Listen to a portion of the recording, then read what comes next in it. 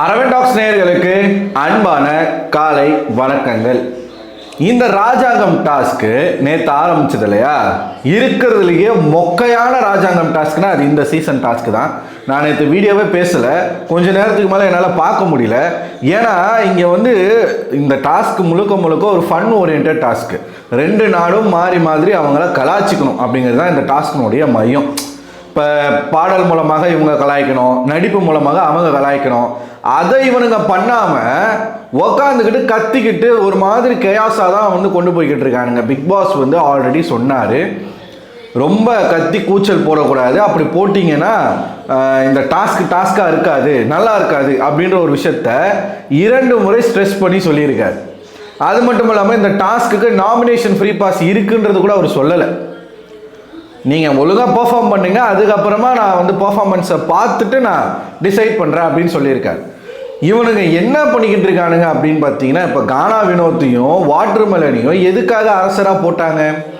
செந்தில் கவுண்டமணி மாதிரி அது ஒரு நல்ல ஒரு ஃபன் ஓரியன்ட் காம்போ.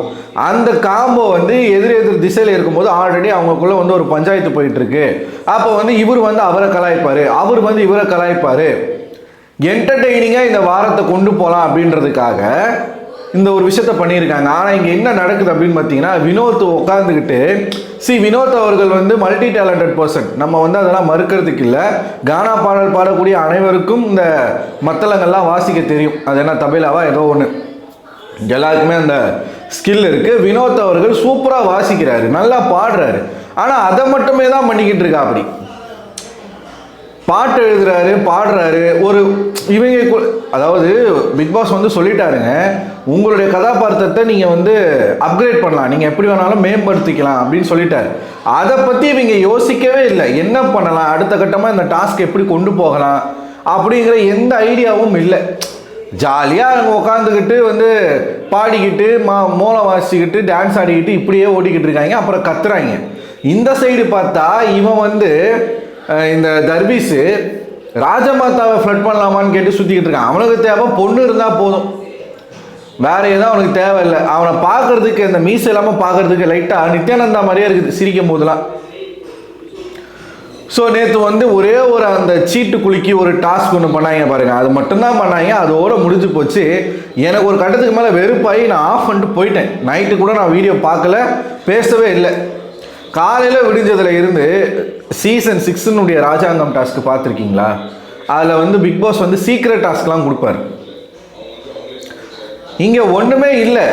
போன சீசனில் ராஜாங்கம் டாஸ்க்கு கூட நல்லா இருந்துச்சு, நல்லா காமெடியாக என்டர்டெய்னிங்காக பண்ணாங்க. ஆனால் இங்கே ஒரு மண்ணாங்கட்டியும் கிடையாது. இப்போ இதெல்லாம் பார்க்குற பிக் பாஸ் என்ன பண்ணுறாரு அப்படின்னு பார்த்தீங்கன்னா, ஒரு கட்டத்துக்கு மேலே அவருக்கே வெறி வந்துருச்சு. வெறி ராஜாவை மாற்றுறாருங்க. இது வரைக்கும் போன வருஷம்லாம் எந்த ராஜாவும் மாற்றப்படவில்லை. அதுக்கு சீசன் 6 கூட ராஜா ராணி மாற்றப்படவில்லை. ஆனால் இவனுங்க தேர மாட்டாங்க அப்படின்றது தெரிஞ்சு போச்சு. தர்பீஸுக்கு பொண்ணு வேணும், நம்ம கானா வினோத்துக்கு மோளம் வாசிட்டு பாடிக்கிட்டு இருக்கணும், அவ்வளவுதான். அப்படிங்கிறதுனால இப்போ விக்கல்ஸ் நிறைய ஐடியா கொடுத்துக்கிட்டே இருக்கா. அப்படி முதல் ப்ரோமோ நீங்கள் பார்த்துருந்தீங்க அப்படின்னா ராஜாவை மாற்றுறாங்க. அடுத்த சண்டை பேரை ராஜா ராணியாக போடுறாங்க. ஒன்று விக்கல்ஸ் விக்ரம இந்த சைடு கானா ராஜ்யத்தினுடைய மன்னராக மாற்றுறாங்க. இந்த சைடு பார்த்தீங்கன்னா பார்வதியை ராணியாக மாற்றுறாங்க. எதுக்காக இந்த மாற்றம்? அங்கே சபரி இருக்காரு, இன்னும் சில ஆட்கள் இருக்காங்க. அவங்கள விட்டுட்டு எதுக்காக சாண்ட்ரா இருக்காங்க, கனி இருக்காங்க, வை பார்வதி அப்படின்னு பார்த்தீங்கன்னா, பார்வதி எப்படி இருந்தாலும் இதை ஒரு சண்டையாக கொண்டு போயிடுவாங்க. பார்வதி எப்படி இருந்தாலும் ஒரு கண்டென்ட், இப்போ தர்பீஸுக்கு பொண்ணுங்க மேலே தான் இன்ட்ரெஸ்ட்டு. அதனால் அவன் எதுவுமே அவனாக வாலண்டியராக பண்ண மாட்டான். அவனை மாட்டில் பால் கறக்கிற மாதிரி வச்சு கரகரன்னு கறக்கணும், அப்போ தான் அவன் பண்ணுவான். பார்வதி அப்படி கிடையாது. அவங்க என்ன பண்ணுவாங்கன்னா, எதனா ஒன்று டிஃப்ரெண்ட்டாக பண்ணுவோம். அதனால தான் பார்வதியை உசுப்பேத்துறதுக்காகவே ஆப்போசிட்ல விக்கல்ஸ் விக்ரம உட்கார வச்சிருக்காங்க. விக்கல்ஸ் விக்ரமுக்கும் பார்வதிக்கும் இந்த வாரம் தொடர்ந்ததுல இருந்தே பயங்கரமான பிரச்சனைகள் போய்கிட்டு இருக்கு, நம்ம பார்த்துக்கிட்டு தான் இருக்கோம். ஸோ இவங்களாச்சும் எதனா உருப்படியாக பண்ணுறாங்களா? இந்த டாஸ்கை ஒழுங்காக புரிஞ்சு வச்சிருக்கிறது விக்கல்ஸ் தான். அவர் தான் காலையிலேருந்து வினோத்கிட்ட சொல்லிட்டே இருக்காரு, நம்ம கலாச்சிக்கிட்டே இருப்போம், ஓகேவா?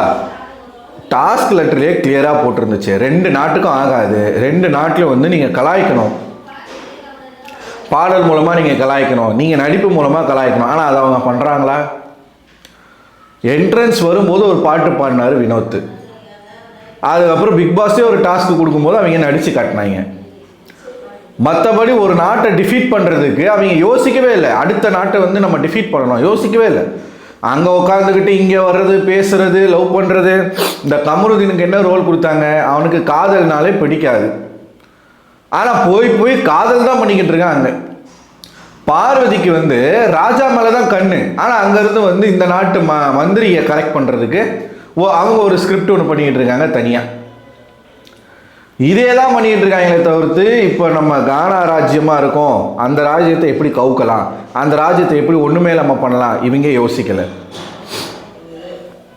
அவனுங்களும் இந்த ராஜ்யத்தை எப்படி வந்து நம்ம கேப்சர் பண்ணலாம் அப்படின்றத யோசிக்கலை. பொருட்களை திருடுறதுல தான் இவங்க வந்து குறியாக இருக்காங்க. சுபிக்ஷாலாம் வந்து பொருளை நல்லா திருடுறாங்க சுபிக்ஷா, அது வந்து தெரியுது. அது வந்து நம்ம டிஃப்ரெண்ட்டான ஒரு வீடியோவில் பேசணும். ஏன்னா இந்த வாரம் வந்து சுபிக்ஷா எலிமினேஷனில் இருக்கிறதுனாலே மேடம் வந்து பயங்கரமாக மேடமுடைய மூளையெல்லாம் வந்து போட்டு புழிஞ்சி ஏகப்பட்ட சிந்தனைகளை கொட்டிக்கிட்டு இருக்காங்க. அதை வந்து நம்ம பேசுவோம் தனியாக, ஓகேவா? ஸோ இந்த டாஸ்க்கு இப்போ நீங்கள் பார்த்தீங்கன்னா ஒரு ஃபர்ஸ்ட் ப்ரோமோ பாருங்களேன். இங்கே வந்து விக்கல்ஸ் வந்து மன்னர் ஆகிட்டாரு, விக்கல்ஸ்க்காக ஒரு பாட்டு பாடி அங்கே வந்து ஆரம்பிக்கிறாங்க. அங்கே வந்து